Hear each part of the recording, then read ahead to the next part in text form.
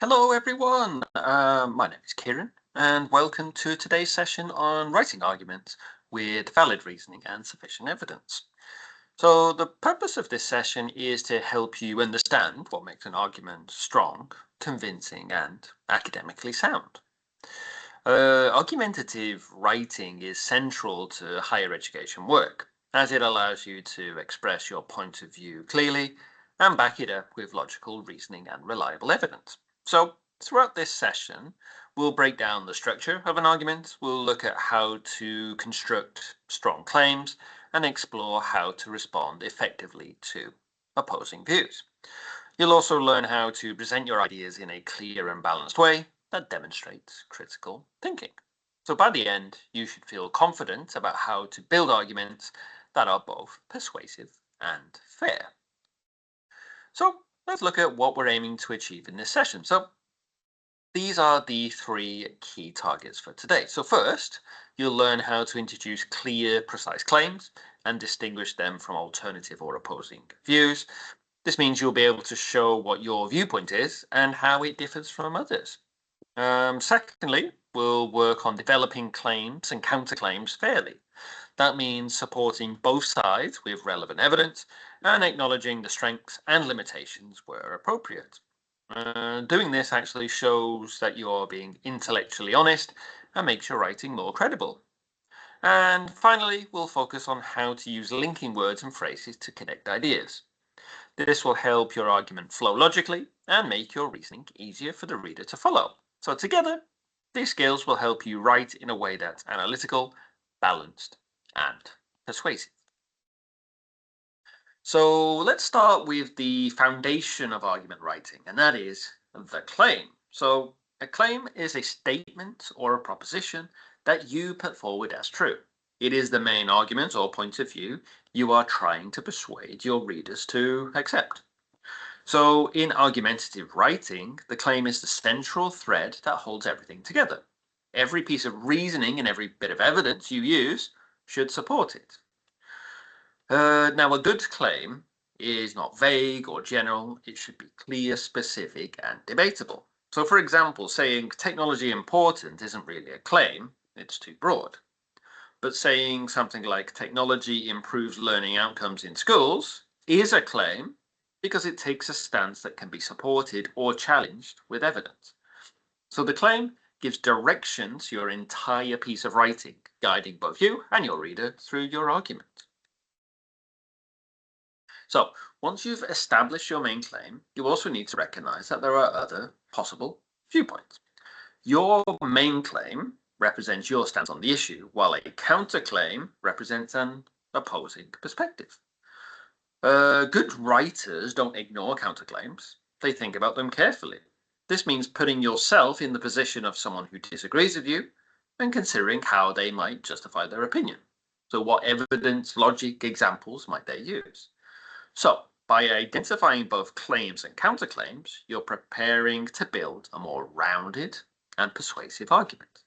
You're showing that you can engage critically with different perspectives rather than simply just pushing one side of a debate.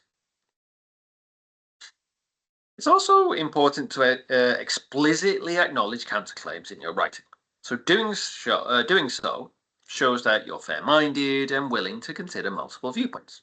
Now, this approach builds credibility. It signals to the person reading that you're not just biased, but rather that you're analyzing the topic thoughtfully. So to differentiate between claims and counterclaims, look at the underlying reasoning, evidence, and values behind each one. What makes your viewpoint distinct? What are the assumptions or priorities that separate your position from the opposing one? Once you've recognized those differences, respond to counterclaims directly. Refute them with logic and evidence, but do so respectfully. Your goal isn't to dismiss the opposing side, but to show clearly why your reasoning and your evidence makes your position stronger. Now, a strong argument is not just a list of disconnected ideas. It's a system of relationships. Claims, counterclaims, reasons, and evidence all work together to build your case. Your main claim is supported by reasons.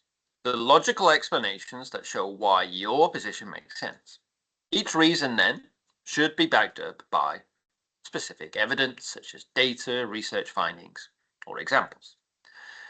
But at the same time, you must address those counterclaims, the opposing arguments. So doing so helps demonstrate that you've thought out alternative viewpoints.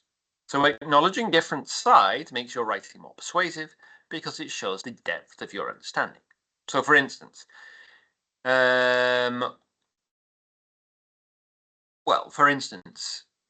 let's look at the example to make the relationship amongst claims, counterclaims, reasons, and evidence clearer. Imagine we've got this classroom question. Should students be allowed to use mobile phones in schools? Now, one possible claim is that students should be allowed to use their phones because they're powerful learning tools, researching topics, using education apps, accessing resources quickly. The counterclaim, of course, is that mobile phones distract students and therefore harm their learning.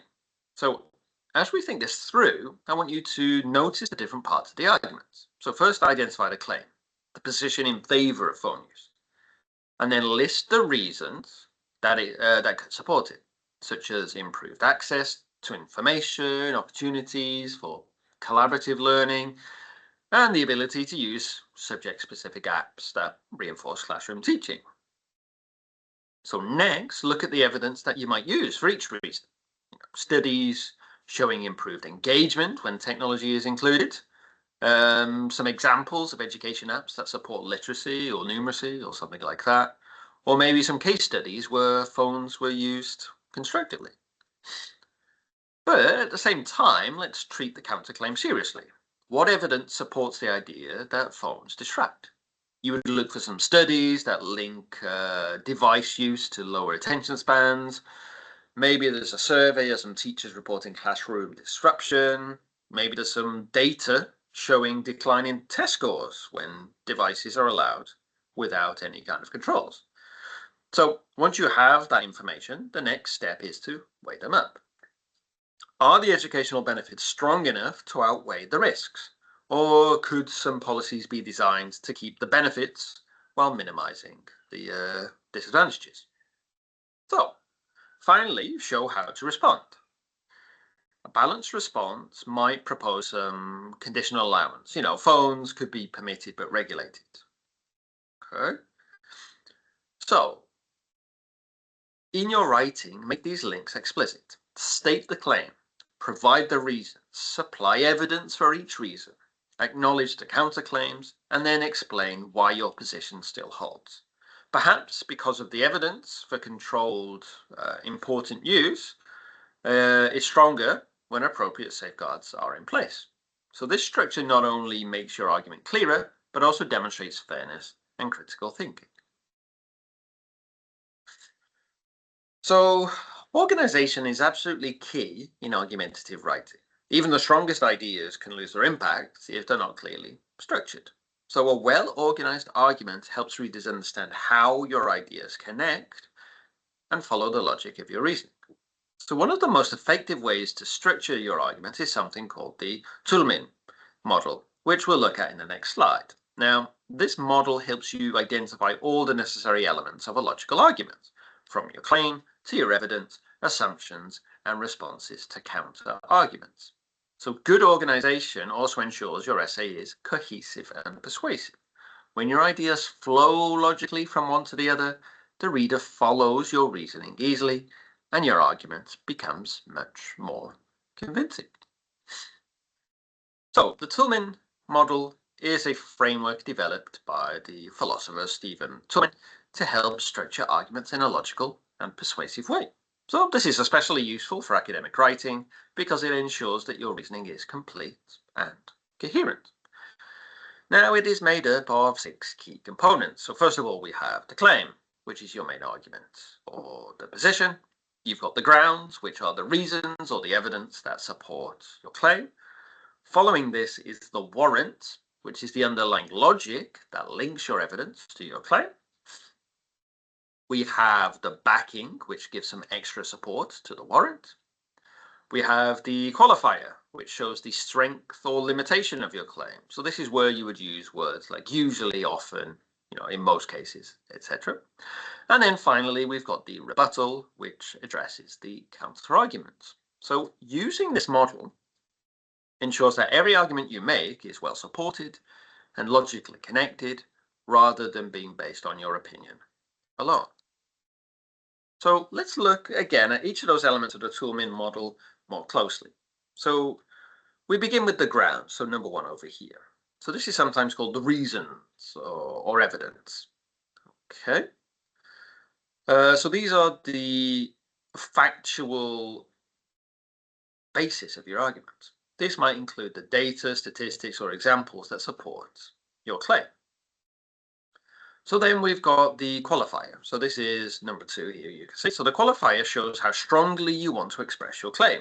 It prevents any kind of overgeneralization, and it helps make your argument sound more realistic and balanced. So number three here, we've got your claim, which is your central point. It's what everything is building toward. We've got number four, your backing. So the backing gives further support to your warrant. It strengthens the logic that connects your reasons to your claim. So the warrant itself is often some unstated assumption that links the evidence to the claim. So for instance, if you say that students should do homework because it improves learning outcomes, your warrant is the assumption that practice improves performance. Okay. And then lastly, we've got the rebuttal, which addresses the opposing arguments, showing that you have considered them and you can explain why your claim still holds up. So an effective argument is persuasive, but it is also fair. So being fair means recognizing that most issues have more than one side and also addressing those sides honestly. So when you develop fair and balanced arguments, you're showing that you can think critically and you're also engaging with complex ideas. So this also boosts your credibility as a writer. Readers trust writers who can acknowledge opposing views rather than ignoring them. To do this then, you must identify both the strengths and limitations of your claims and counterclaims. Acknowledging strengths shows openness, and recognizing your limitations also shows some intellectual honesty. You should also provide relevant and sufficient evidence for each side. This creates balance and depth in your writing. So to create balanced arguments, your evidence must be solid. Every claim and counterclaim you include should be backed up by some reliable information. So this could be data, research, expert opinion, or real-world examples. So for instance, if you're writing about whether students should have part-time jobs, you could provide evidence that shows both the benefits and the drawbacks. So perhaps research supports that part-time work helps students develop time management skills, but some other studies show it can negatively affect your grades. So by presenting evidence on both sides, you show that you understand the issue fully. You can then weigh up the arguments and explain, using reasoning, why one of those positions is ultimately stronger than the other side. So this balance is what makes your writing persuasive and credible. Okay.